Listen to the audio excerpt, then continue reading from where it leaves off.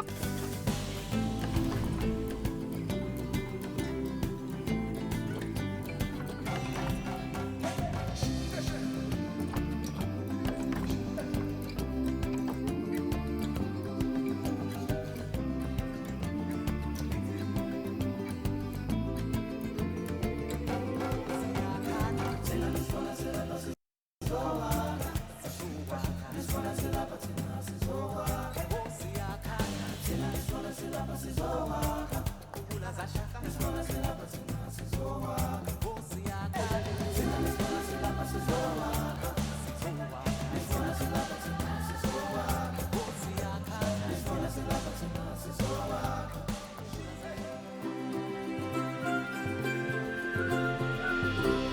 Welcome to Madagascar. It's quite the change of scenery from dreary old England, huh?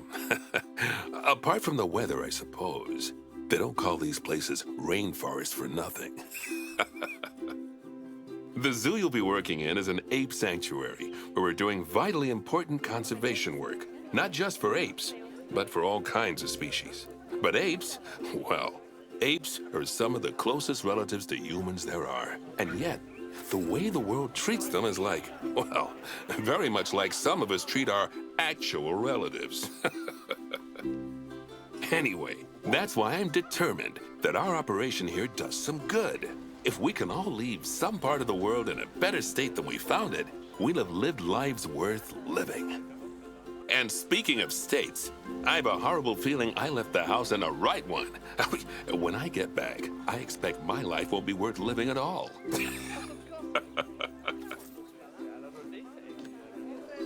What do you think of Madagascar, then? Bit warm for my taste, to be honest. Anyway, this is Bernie's primate sanctuary. It's not just primates, though. We've got all sorts of animals. So why don't we go and have a look at some of them, eh?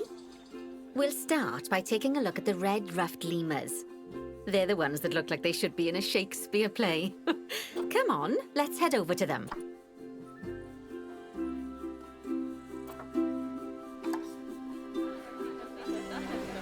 Red-ruffed lemurs are found in the rainforests of Masoala. That's in northeast Madagascar. They can actually live anywhere from 15 up to 25 years. Fancy that, eh? Okay, when you're ready, let's go find our Bornean orangutans. The Bornean orangutan is such a marvellous creature. They're always a big favourite at any zoo they feature in, and they're also the biggest tree-dwelling animal on the planet. Assuming you don't count any lions that got stuck up one. Oh, why don't you take a better look at them? Open up their information panel and go into the animal camera. Aren't they just incredible? When you're ready, let's go and have a look-see at some of our beautiful bonobos. They're quite the characters.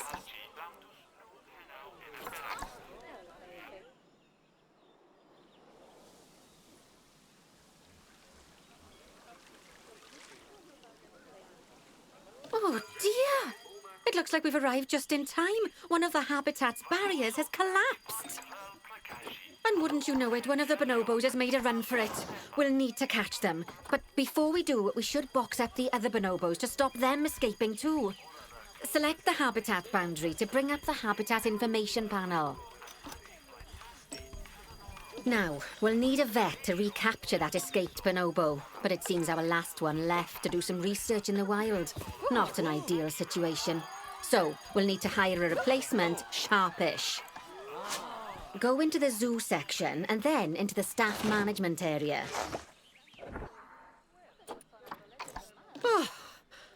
Okay, that's a relief. So while the vet deals with our bonobo friend, let's go fix up their habitat so they can't escape again. Head back over there. As you can see, the barrier's collapsed. Someone's taken their eye off the ball, obviously. Let's get this one replaced. Select the barrier and then we'll edit it. Delete the broken section of barrier and replace it with a brand spanking new one.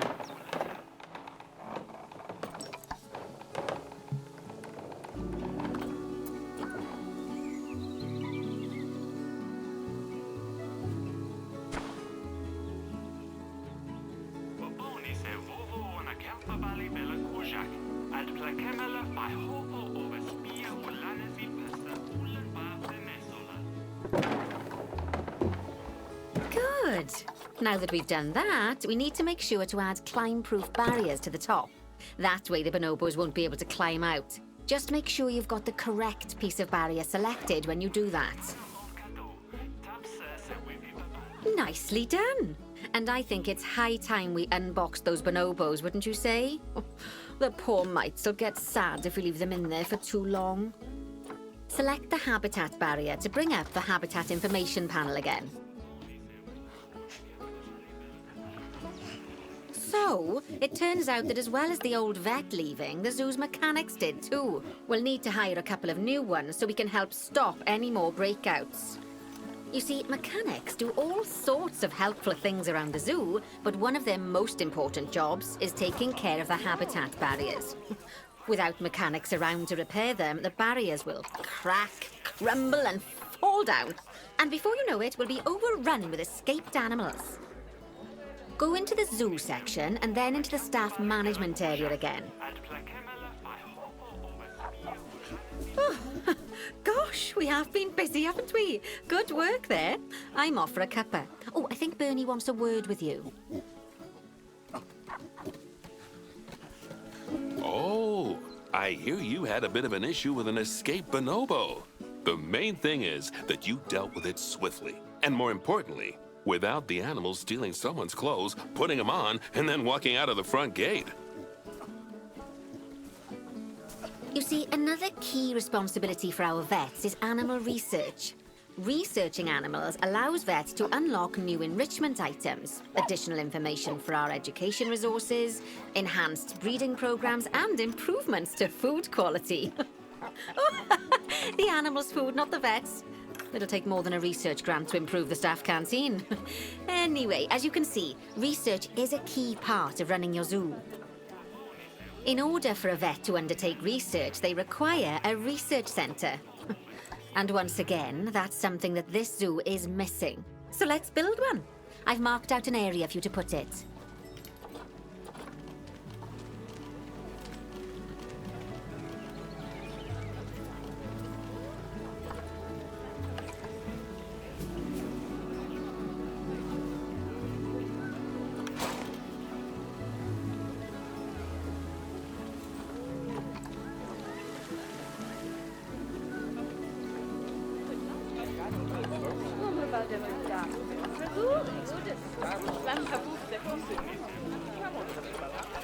Now, you've probably noticed that there's already a building where I want you to build the research centre. Don't worry. You see, the building that's currently there is actually a hollow shell, so we're able to place our new building inside of it. If you select the research centre for placement and then hover over the shell, you'll see that it asks if you want to add the research centre to the existing building.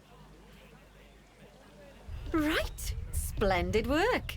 Now that we have a brand spanking new research centre, we can give our vets something to do in there. Oh, by the way, it's worth noting that the vets will only do research when they're not required to do any other jobs. That said, you can change what jobs a vet does via their information panel. But let's not worry about that just now. So, let's get our vet researching ring-tailed lemurs. Go into the zoo section and select Vet Research. Actually, thinking about it, I'm not sure we've got any education boards or speakers by the lemur's habitat. Let's head over there and add some, so our guests can learn all about the furry little delights.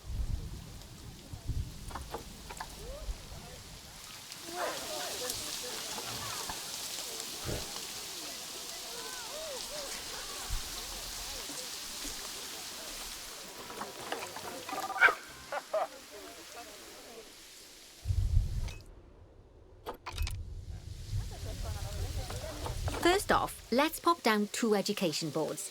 Place them on the habitat barriers at a height that guests can see, or, if you like, pop them down on a stand.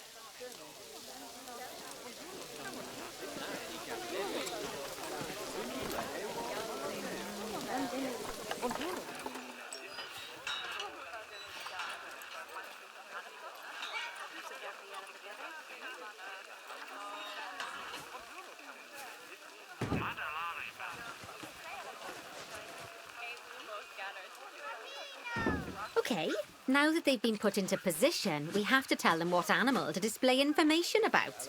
Select one of the education boards to bring up its information panel. And from the drop-down list, select ring-tailed lemur. Although I'm sure that last part was obvious. When you link an education board or a speaker to an animal, you need to make sure that said animal is close by. If it isn't, the guests will get confused and won't learn as much. Okay, now that we've done the education boards, let's pop down a pair of speakers. Speakers play audio to the guests so they can learn while they look at the animals, instead of having to go through the laborious process of reading. Oh, one thing to bear in mind is that it's important not to put the speakers too close together. If you do, the guests won't be able to understand what's being said. Fantastic! Oh, it's worth remembering that education boards and speakers both need power to work. They won't do much good without it. Oh, it looks as though our vet has completed their research on ring-tailed lemurs. We'll need to collect the results. We can do that by clicking on the notification or by going back into the vet research area. Go on, collect your research rewards. Just so you know, vets will continue to research an animal even after successfully completing a research level. I suppose when you're in the zone, you're in the zone. Well, now that we've enriched the lives of our guests, let's enrich the lives of our ring-tailed lemurs. Some animals, like lemurs, will have a climbing need. That means they have a requirement for a certain amount of climbing space, and you can fulfill that requirement by building them a climbing frame. Let's find out how much more climbing space our lemur friends need, shall we? Select one of them and bring up their information panel. Next, click on the Terrain tab. Now, as you can see, the lemurs need quite a lot more climbing space. But as it happens, I've already got a climbing frame blueprint built for you. So you can either pop that down or build one yourself from scratch. By the way, it's not always just climbing needs that you have to worry about. Other animals might need a certain amount of water in their habitat so they can go for a swim. They certainly do keep us on our toes. Oh, that's a great climbing frame for them. They're going to absolutely love it. Do you know what would make them even happier, though? Nicer food. But that's true of all of us, though, isn't it? You can unlock better quality food for animals through research. Luckily, we've already unlocked some for the lemurs, so all that remains is to make sure they get served it from now on. Let's bring up the habitat information panel by selecting the lemur habitat. So, a new climbing frame and better food. Oh, you've really spoilt those lemurs rotten. Now, I think it's time we looked at one of the zoo's most important responsibilities: releasing animals into the wild. You see, when we feel an animal is ready, we can release them into the wild. But what makes an animal a good candidate for release?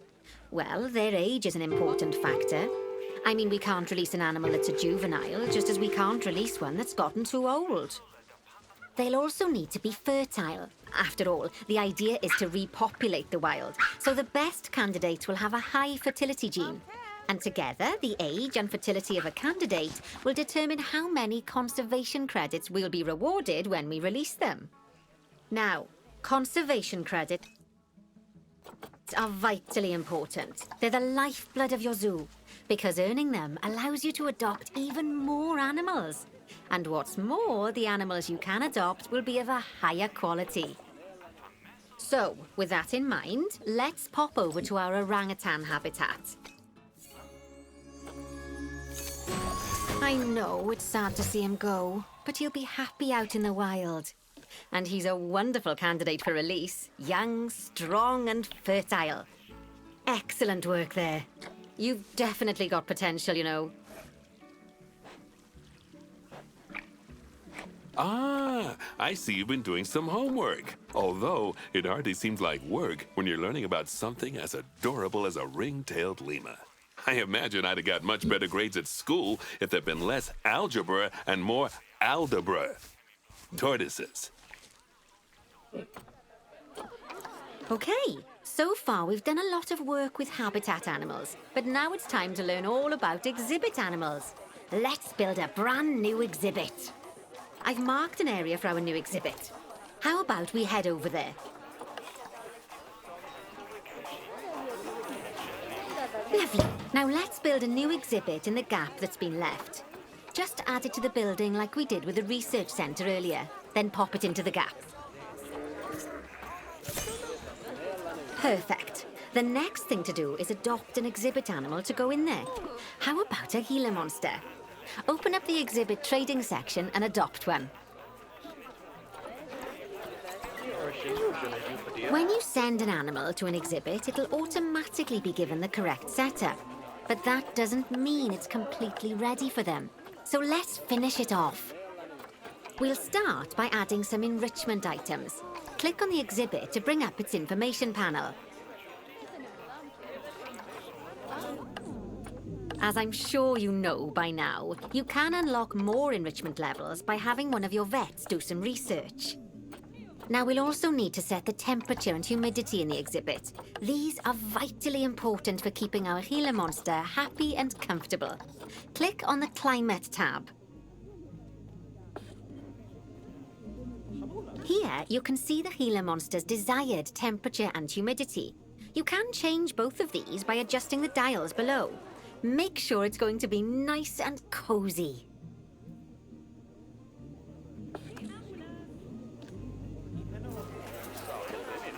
There's also an exhibit education board. Pop them down near your exhibits to teach your guests about them. Let's add one now.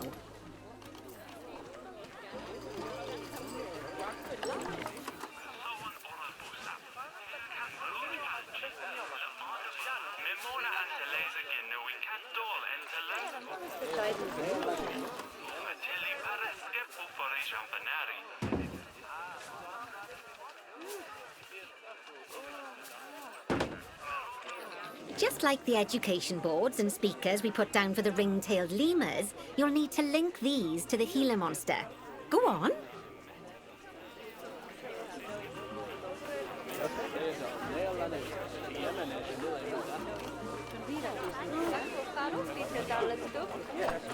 Lovely stuff. Now our guests can learn all about our venomous friend here. Right, now, I've got a bit of a big job for you. I need you to increase the number of species in the zoo. You'll probably want to adopt both habitat and exhibit animals to do so, which will mean building plenty of new habitats and exhibits for them. Go on, off you pop. I'll check in with you when you're almost done.